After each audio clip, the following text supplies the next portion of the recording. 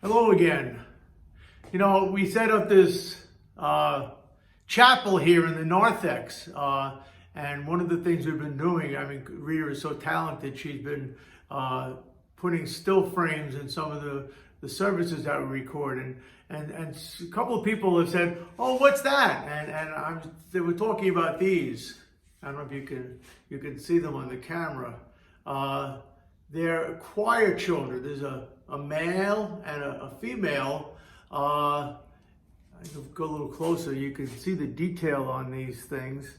They're well over 100 years old, and I know that because my grandfather carved them in Norway. He carved the whole church, and this was the scale of the church. That the smallest. These are the smallest people in the church.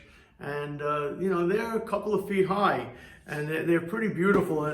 But they remind me of my grandfather, who was a wood sculptor at Cooper Union, wood sculptor in Norway. And when he came to this country in 1919, he became a professor of architecture at Cooper Union.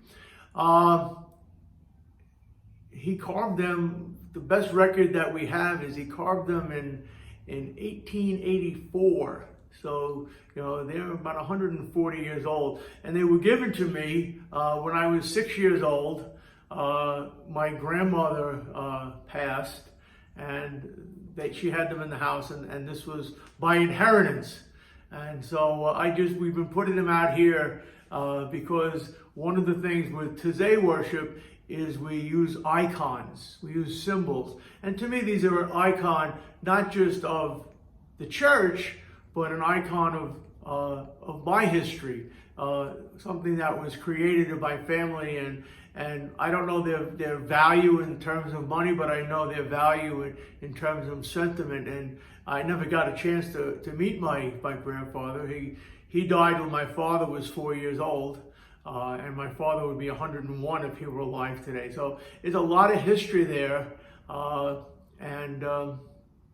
so the answer to your question, what are those figures? Those figures are sculptures that my grandfather made about 140 years ago in Norway. So that's it. Have a blessed day. Bye-bye.